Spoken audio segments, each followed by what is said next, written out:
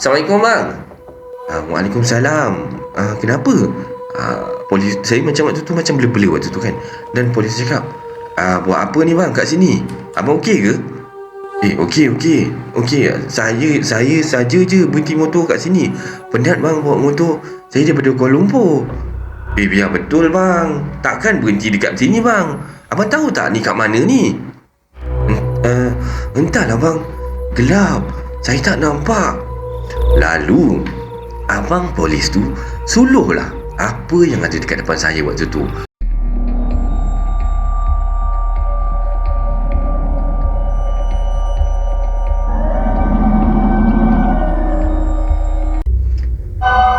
Baiklah, Assalamualaikum warahmatullahi wabarakatuh dan salam sejahtera kepada anda semua. Selamat datang ke channel Kisah Seram Malaysia. Diharapkan anda semua sihat-sihat belaka lah hendaknya hari ini, insya-Allah. Baiklah, semua kisah-kisah yang saya akan ceritakan dekat sini pada hari ini anggaplah sebagai satu hiburan sahaja. Jangan terlampau taksub ataupun terikut-ikut ya. Baiklah, sebelum kita bermula, marilah kita sama-sama berdoa kepada Allah Subhanahu Wa Taala. Semoga Allah panjangkan umur, murahkan rezeki, berikan kesihatan yang baik dan permudahkan segala urusan kita di dunia dan di akhirat. Dan untuk mak ayah kita, semoga Allah memberikan syurga buat emak dan ayah kita. Amin amin ya rabbal alamin. Jadinya, tanpa membuang masa lagi, kali ini KSM nak bawakan anda kisah-kisah berkenaan dengan kedai makan. Jadi, marilah kita terus ke video yang pertama dengan lafaz Bismillahirrahmanirrahim. Mari kita mulakan.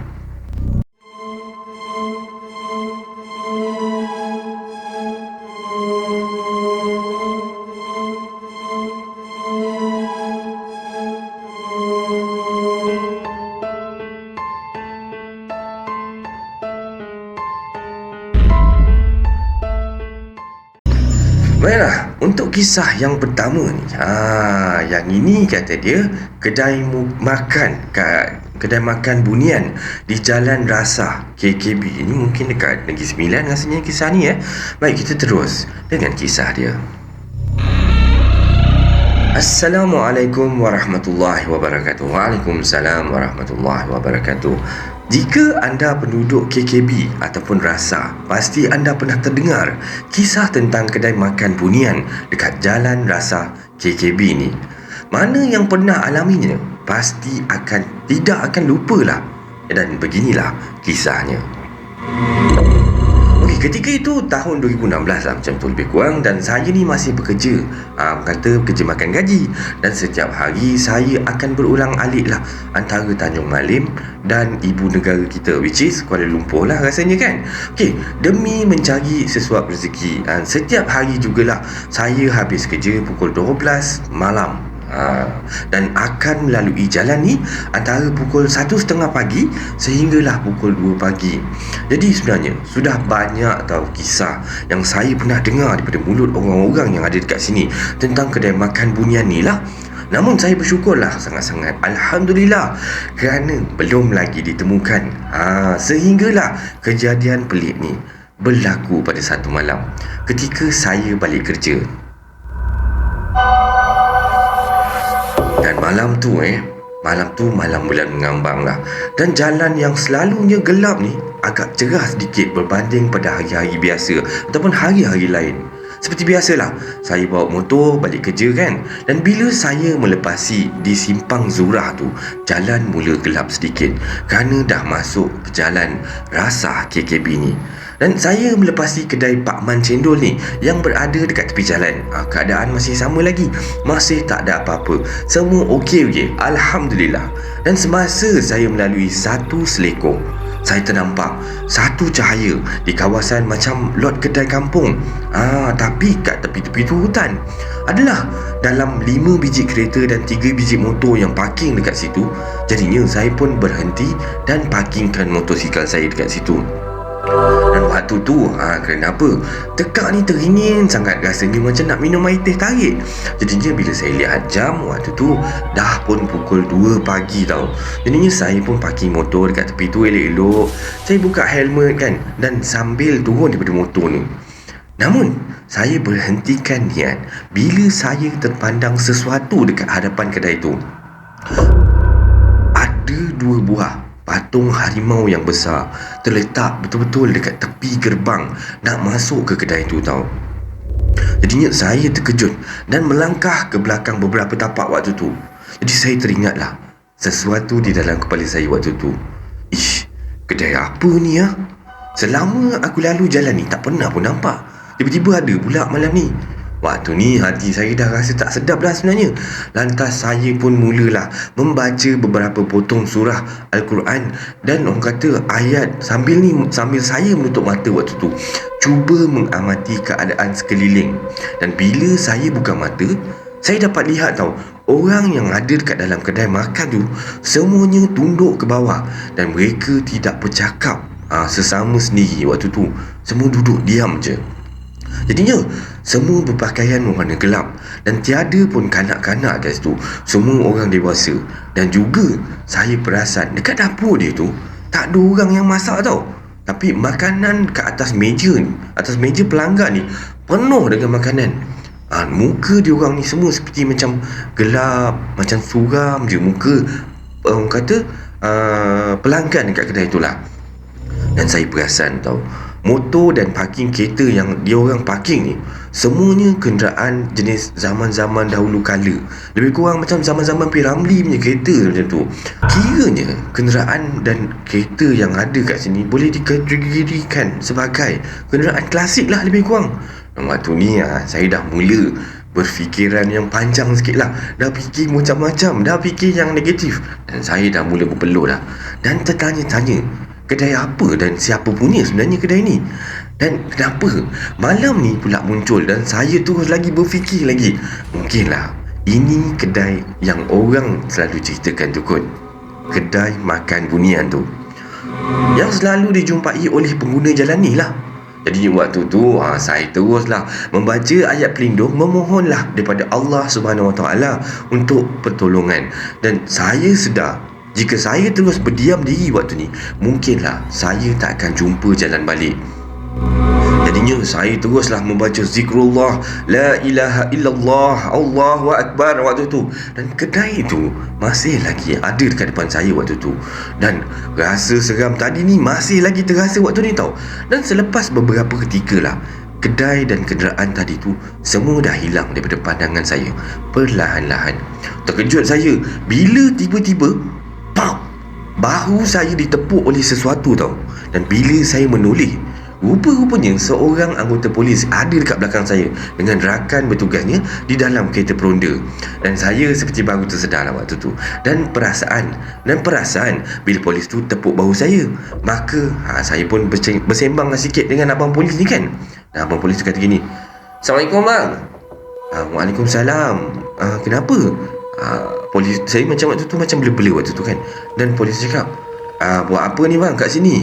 Abang okey ke?" Okey. Saya saja je berhenti motor kat sini. Penat bang bawa motor. Saya daripada Kuala Lumpur." Biar betul bang. Takkan berhenti dekat sini bang. Abang tahu tak ni kat mana ni?"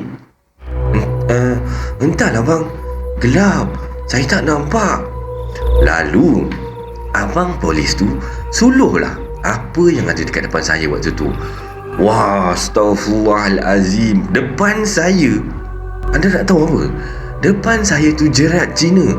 Patutlah saya nampak tadi dekat depan pintu masuk kedai ni ada 2 ekor singa yang besar.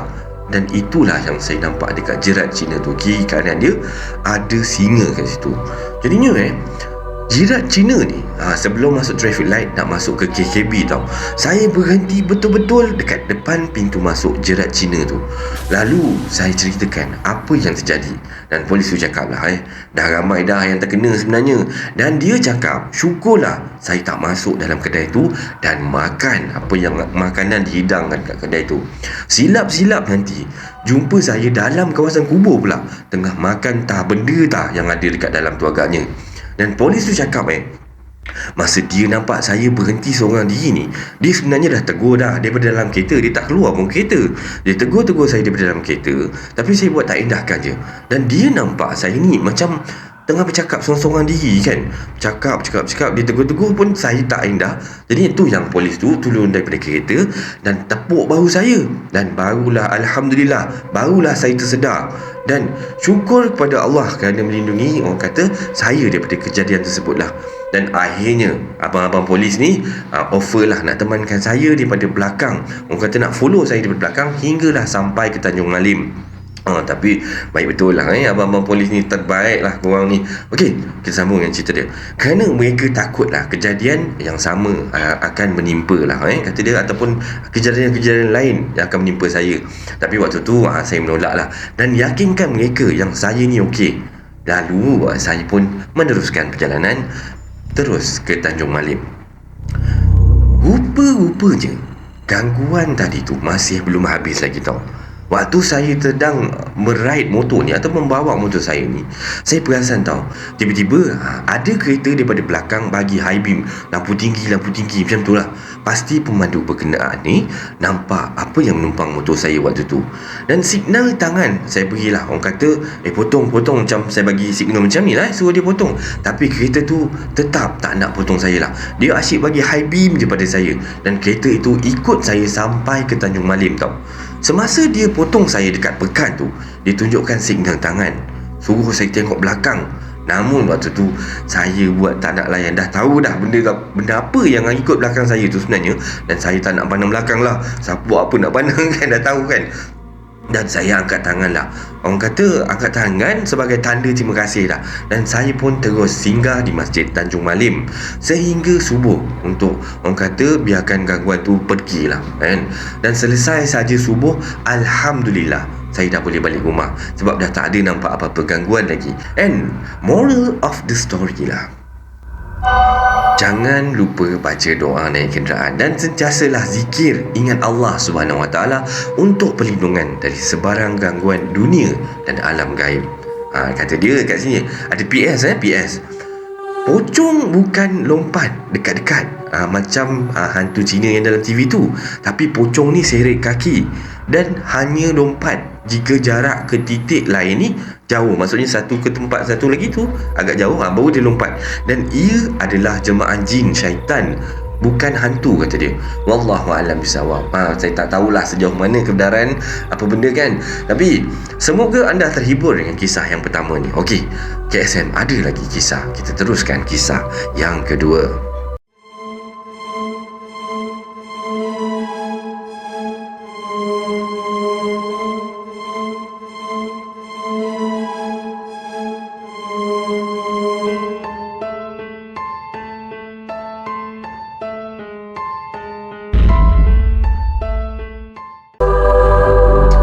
Untuk kisah yang kedua ni, masih lagi dengan kedai makan Assalamualaikum, saya Nat, kata dia. Hari ni saya nak kongsikan lagi satu cerita. Dan kisah ni terjadi semasa Maaf. Dan kisah ni terjadi pada sepupu saya, nama dia Latif. Dan Latif ni kerja dekat Kuala Lumpur lah. Kampung dia dekat area Melaka je. Dan dekat je lah kiranya kan. So dia ni biasanya memanglah setiap minggu akan balik rumah mak dan ayah dia. Tapi ada satu masa tu dia terlalu busy dengan kerja dia. Dan dia ni sebabnya baru dinaikkan pangkat lah waktu tu kan. Jadinya dah dekat sebulan lah dia tak dapat balik kampung sebab terlalu busy sangat dengan kerja dia. So dia plan lepas settle semua kerja pada hari tu, dia nak balik kampung juga. Tak kira macam mana, by hook or by crook, dia nak balik kampung juga untuk nak jenguk mak dan ayah dia lah. Sebab dah lama sangat tak balik kampung kan. Korang mana yang dah lama tak balik kampung, balik.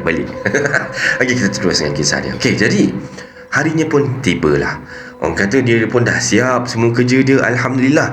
Dia minta cuti 2-3 hari dengan bos dia. Dan cuti pun dah diluluskan. Dan Latif ni dia suka balik malam-malam lah kata tu be exactnya tengah-tengah malam. Dia memang favourite dia lah, paling suka balik tengah-tengah malam. Sebab kata dia jalan tak sesak. Orang kata kalau waktu-waktu malam ni jalan tu, orang kata trafik tu kurang. Dan dia bertolak pada pukul 12 lebih pada masa tu lah. Dan dia lalu jalan yang dia biasa lalu. Dan saya pun tak sure lah jalan mana yang dia gunakan. Tapi dia kata perjalanan dia malam tu terasa panjang sangat tau. Lama sangat-sangat. nak sampai ke kampung dia.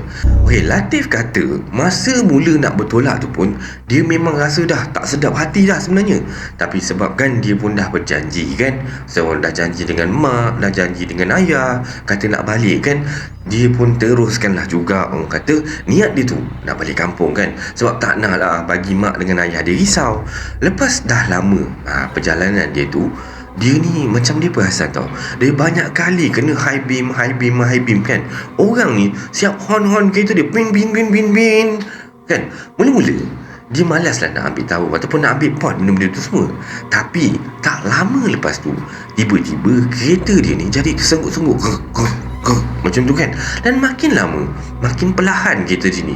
Waktu ni dia dah start risau lah, dah apa pula yang rosak kan waktu tu. Sedangkan ni dia dah servis dah kereta dia, siap-siap sebab dah tahu nak balik kampung kan. Dah siap-siap servis kereta, dah siap basuh kereta, cun-cun semua, nak balik kampung. Lastnya kereta dia tiba-tiba mati dekat tepi jalan tau. Dan masa tu jalan memang lengang tau, tak ada kereta pun yang lalu lalang waktu tu. Dan jam pun dah menunjukkan pukul 2 pagi, lebih kurang pukul 2 pagi macam tu. Dan dia tengok-tengokkan kereta dia waktu tu, tapi dia tak dapat kenal pasti apalah masalah kereta dia ni. Jadinya dia cuba call mak dia untuk nak bagi tahulah, tapi langsung tak ada signal telefon kat situ. Astaghfirullahalazim. Dan lepas 20 minit dia menunggu kat situ, masih tak ada pun kereta yang lalu kat situ. Dia Latif pun ambil keputusan lah untuk jalan ke depan sikit. Manalah tahu kot ada orang kan kat depan tu.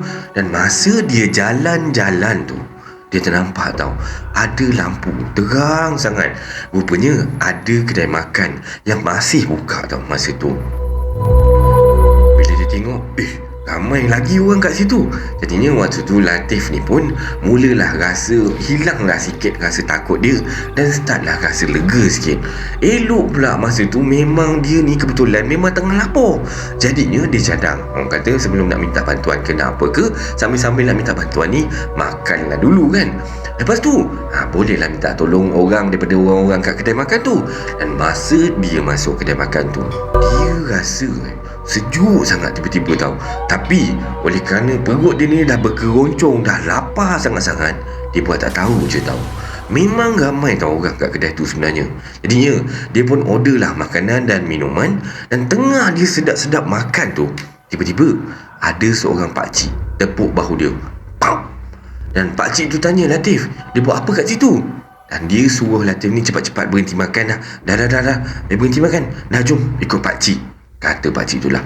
Dan waktu ni si Latif ni rasa pelik juga, tapi dia tetap ikut juga pakcik tu pergi tau. Tak tahulah kenapa. Dan pakcik tu bawa Latif ni jauh sikit daripada tempat tu. Dan pakcik tu tanya, kau okey ke tak ni? Dan Latif tu kata, okey cik, okey, tak ada apa-apa pun. Dia macam pelik tau waktu Latif. Dan lepas tu Latif bagi tahu kat pakcik ni yang kereta dia rosak kan. Nasib baiklah rumah pakcik tu memang dekat-dekat kat situ je. Jadi pakcik tu ajak si Latif ni lepak kat rumah dia tu, ataupun bermalam tidur dekat rumah dia dulu. Dan kereta dia ni, kereta si Latif ni tinggal dulu dekat tepi jalan. Tapi dah lock semualah kan. Kalau tak lock kan, tak pasal-pasal pula kereta hilang, dah jadi kes lain pula kan. Dan masa sampai kat rumah pakcik tu mulalah interview si Latif ni kan. Pakcik tu tanyalah, macam mana boleh pergi dekat kedai makan tu, macam mana boleh jumpa kedai makan tu, kenapa boleh ada kat sini, macam-macam pakcik tu tanya. Dan Latif kata dia nampak orang ramai kat situ, yang itulah dia pergi kat situ.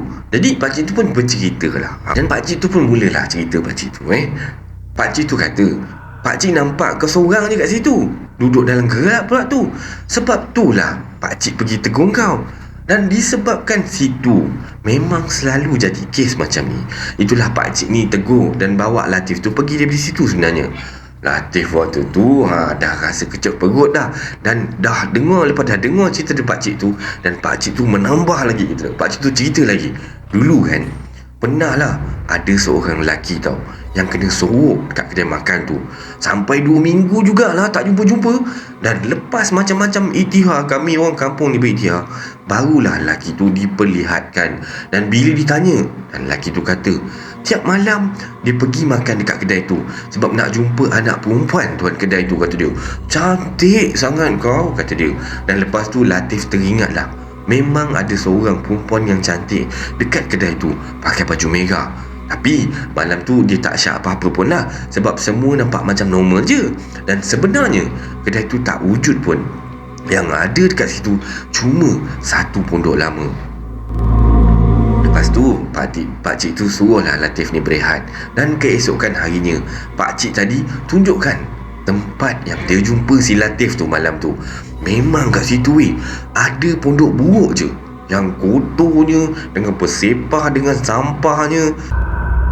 Dan pagi tu si Latif ni pergilah dekat kereta dia, cuba semula nak hidupkan kereta dia. Dan orang kata Alhamdulillah, kereta si Latif ni hidup macam biasa je, tak ada rosak apa pun. Memanglah betul-betul dugaan untuk Latif pada malam tu. So lepas tu si Latif ni bertolak balik terus pergi rumah dia. Lepas dah berterima kasih pada pakcik tu, nasib baiklah pakcik tu cepat jumpa dia. Kalau tak, dia pun mungkinlah boleh kena sorok agaknya. Dan ini adalah kisah seram Malaysia yang kedua. Semoga anda terhibur. Agak seronok jugalah kisah kedai makan ni pada saya lah. Sebab saya baca pun rasa excited. Maaf, dah tak tahu dah mana betul mana salah. Baiklah, kita terus dengan kisah yang ketiga.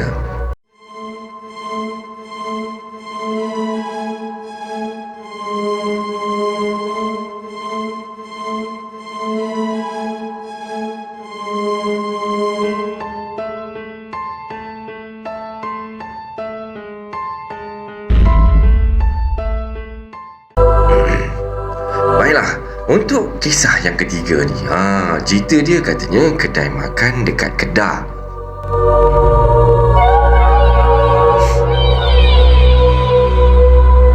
Kita terus dengan kisah dia. Assalamualaikum warahmatullahi wabarakatuh.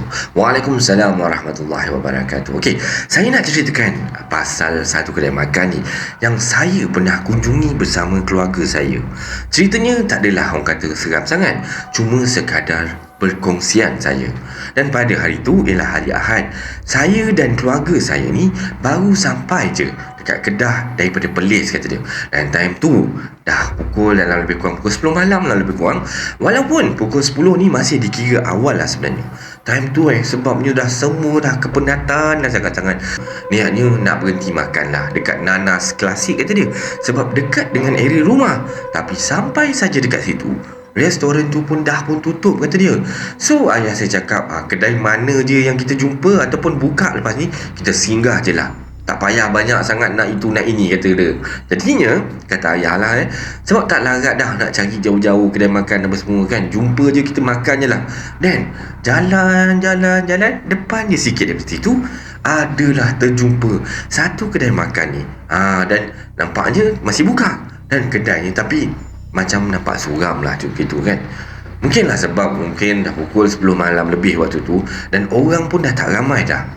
Dan mungkin juga sebab faktor lampu faktor cat lah sebab nampak buruk, nampak suram gitulah.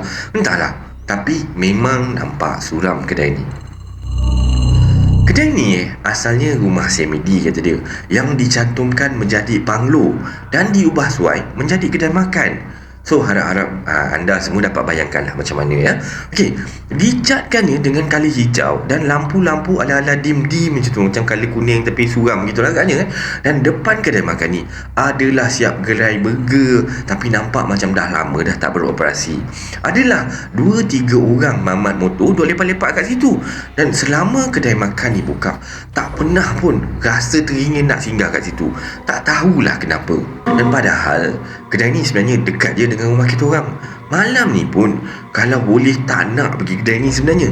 Tapi sebab semua ni orang kata dah tak ada kedai yang buka, tak beranilah nak bantah apa yang ayah cakap. Jumpa je kedai, kita singgah. Jangan nak banyak bunyi. Ayah kata gitu kan. Jadi kita orang pun follow je lah. Dah ayah berhenti kat situ, kita orang pun ikut je lah. Jadinya ayah pun parking kereta dekat sebelah kedai tu, dan kami berjalan melintasi mamat-mamat motor tadi.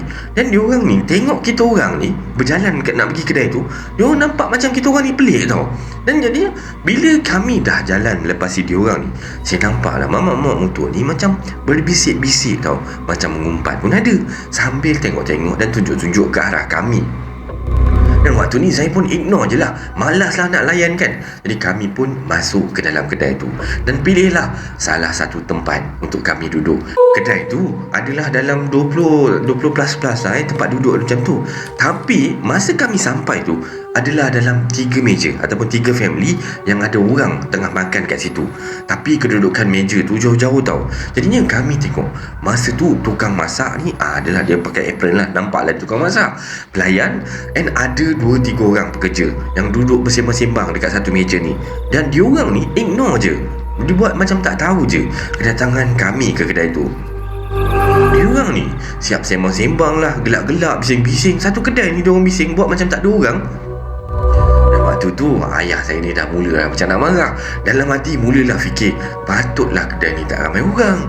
Dia macam ni punya servis agaknya kan teruk sangat, kata dia. Dan bila kami ni macam nak bangun balik, kononnya nak keluar lah daripada kedai tu, tak jadi nak makan kat situ, barulah salah seorang ni datang ambil order. Kalaulah tak sebab penat punya pasal, memang orang kata dah tukar dah pergi kedai lain, kata dia. Kalau tak penat punya pasal, memang dah tukar pergi kedai lain, kata dia.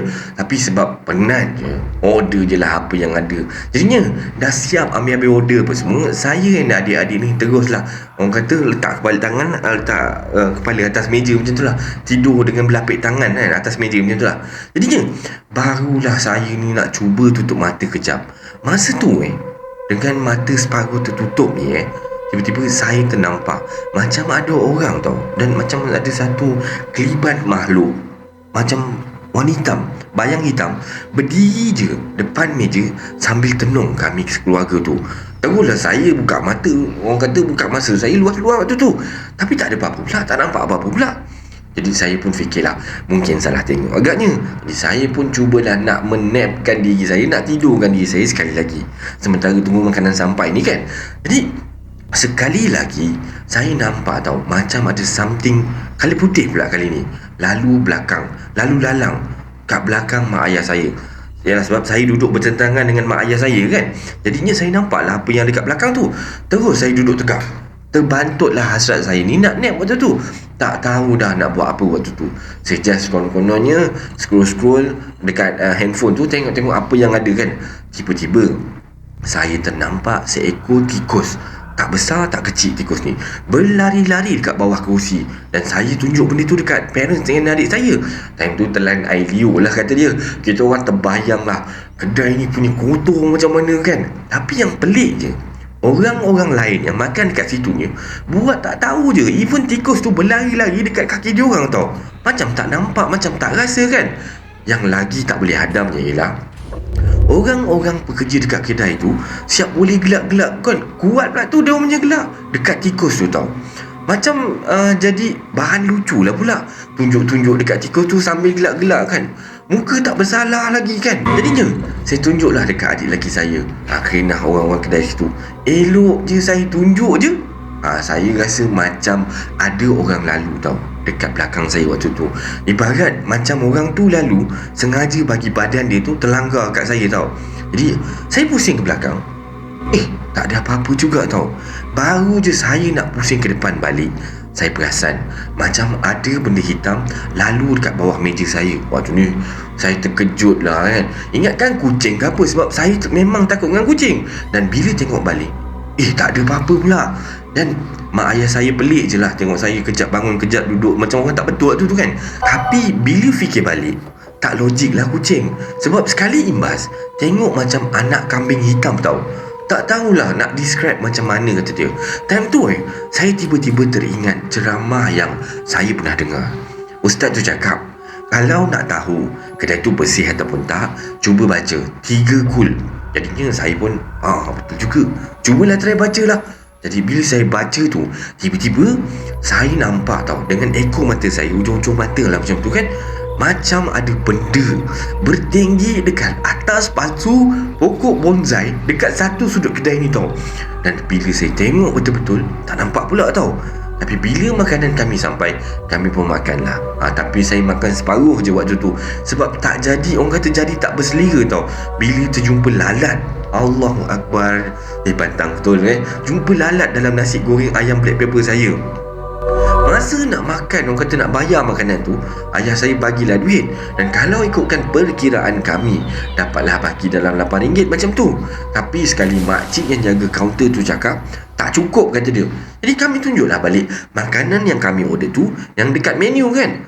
Boleh makcik tu cakap menu tu harga dia tak update, jadi dia orang dah naikkan harga, kata dia. Tak sama macam harga dalam menu tu. Tapi waktu tu sebab dah penat kan, dah malam sangat, ayah pun dah malas nak argue, ayah pun bayar je lah kan. Saya dengan mak dengan tanya ayah lah waktu tu, kenapa tak lawan ataupun tak berkeras juga kan. Ayah cakap dia pun tak tahulah, macam ikut je apa yang makcik tu cakap tau. Macam dah kena lah gitu lebih kurang kan. Padahal kalau bezanya harga tu sikit je tak kisahlah. Ini beza dia tu sampai berbelas-belas ringgit, kata dia. Jadi je masa nak balik tu, sekali lagi lah mamat-mamat motor tu berbisik-bisik sesama diorang tau. Dan waktu tu saya ni sebenarnya tak faham tau kenapa ni diorang ni bisik-bisik daripada tadi. Dah sampai rumah, rehat-rehat apa semua, tak ada apalah yang terjadi malam tu. Dan tiba-tiba saya teringat tau, nak cerita dekat mak dengan ayah saya.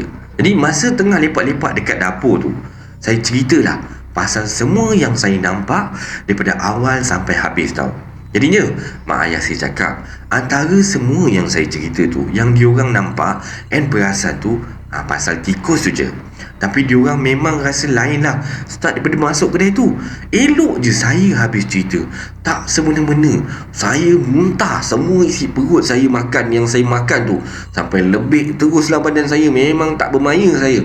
Lepas tu mak cakap lah, tak apalah, inilah first and last kita makan dekat kedai tu.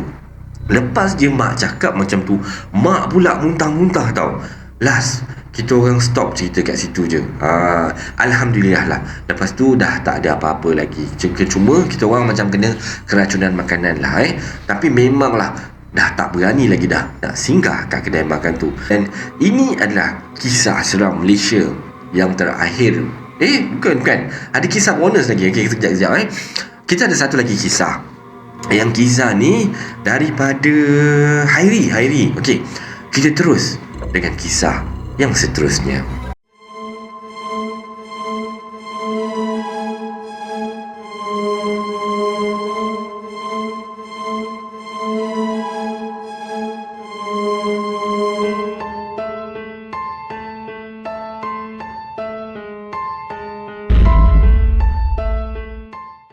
Baiklah, untuk kisah yang seterusnya kisah ni daripada Hairi. Dia kata Hairi daripada Ipoh, kata dia.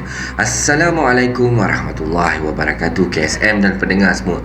Waalaikumsalam Hairi, terima kasih atas kisahnya Okay, saya ada satu cerita nak disampaikan lah. Tapi ni bukan tentang saya, kata dia. Tapi ini cerita tentang cousin saya. Dan ceritanya berbunyi begini. Sepupu saya bernama Amir, Iqmal. Dua orang makcik saya dan ayah kepada Amir dan Iqmal ni plan lah konon-kononnya nak berjalan-jalan pergi ke Melaka. Si Amir dengan yang Iqmal ni adik-beradik lah okay? Mereka ni tinggal kat Shah Alam. Tapi waktu ayah dengan makcik-makcik diorang ni sampai ke Shah Alam untuk ambil diorang ni, masa tu dah agak lewat lah. Jadinya Amir ni dah sewa satu banglo dekat Shah Alam tu, tapi tak ingat section berapa. Dan malam tu diorang bermalam lah dekat banglo tu. Jadinya cerita seram berlaku pada malam tu apabila Amir, Iqmal dan ayah mereka ni keluar untuk mencari makan lah. Jadinya waktu tu tinggallah dua orang makcik dekat banglo tu. Dan tak lama lepas tu makcik tu mula dah rasa ada sesuatu yang pelik tau. Jadi peliknya macam mana tau? Dalam makcik dua orang ni tengah melepak-lepak dekat ruang tamu waktu tu, tiba-tiba makcik tu terbau bunga melu. Dan kelihatan dekat atas rumah tu ada bunyi macam sesuatu lah. Dan yalah, untuk pengetahuan anda semua Banglo tu 2 tingkat lah kata dia. Dan makcik tu duduk dekat tengah tengok TV, dekat tingkat bawah, dekat ruang tamu. Daripada awalnya sebenarnya makcik tu, hati tu dah rasa tak sedap tau. Jadinya seorang daripada makcik 2 orang tu pergilah mengintai dekat tangga. Dan alangkah terkejutnya apabila makcik tu nampak muka nenek tua tengah mengintai ke bawah. Dan wajah nenek tua tu, mata dia tak ada mata biru, semua mata dia tu warna hitam semua. Jadinya teruslah makcik duduk dekat depan TV. Orang kata duduk metu je kat situ, tak berani nak toleh ke sana, nak ke sini, nak pergi ke dapur ke, tak ada. Duduk je kat situ sambil tunggulah dia orang ni pulang daripada beli makanan tu. Dan masa tu hujan turun dengan lebatnya. Dan setelah mereka pulang makcik tu langsung lah tak ada ceritakan apa-apa pun, orang kata keseraman yang terjadi pada dia orang semua ni lah. Okey, nak dijadikan cerita lah Amir dengan Ikmal ni duduk dekat satu bilik lah. Dan ayah mereka ni ada satu bilik, dan dua-dua bilik ni ada dekat tingkat atas. Dan malam tu Amir diganggu tau, dengan katil dia ni tiba-tiba berselerak. Sebab sebelum ni kemas je. Dan Amir tu waktu tu masuk dalam toilet. Bila dia keluar balik tengok katil, aku baring pun belum kat katil ni, macam mana boleh berselerak kan? Dia dah mula rasa sesuatu yang tak best lah. Dan Ikmal pula, dia ni diganggu dengan barang dia, dia misplaced tau. Okey, Ikmal ni dia letakkan rokok dia sebenarnya dekat atas meja solek tau gitu. Dia memang pasti, sebabnya rokok ni biasanya kalau orang perokok tu memang takkan tinggal lah kalau jauh. Kalau biasanya dia letak handphone mesti sekali dengan rokok kan, macam tu.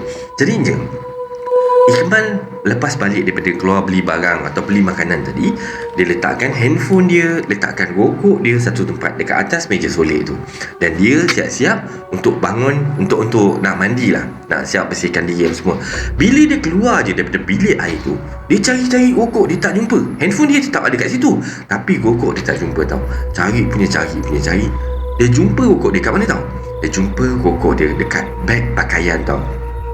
Dan waktu ni tau, dia orang berdua ni dah start rasa pelik tau sebenarnya. Jadinya bila dah rasa start mengemang-mengemang macam tu, dia orang tak banyak cakap lah. Dia orang pun turun ke bawah, buat muka macam tak ada apa-apa terjadi, dan turun pergi duduk kat ruang tamu tu untuk tidur kat bawah je. Tidur bersama dengan makcik-makcik dia orang tu lah. Jadinya waktu tu tinggallah ayah dia orang ni dekat atas tu, seorang-seorang je. Jadinya selepas mandi-mandi, orang kata membersih-bersihkan badan, ayah dia ni nak solat lah apa semua, ayah mereka kena ganggu tau. Okey, bila balik daripada kedai makan kan, biasa ada small change, ada duit-duit shilling semua kan. Jadi ayahnya duit shilling tu diletakkan dekat atas meja solek. Faham? Jadi benda tu akan berserak macam tu tau.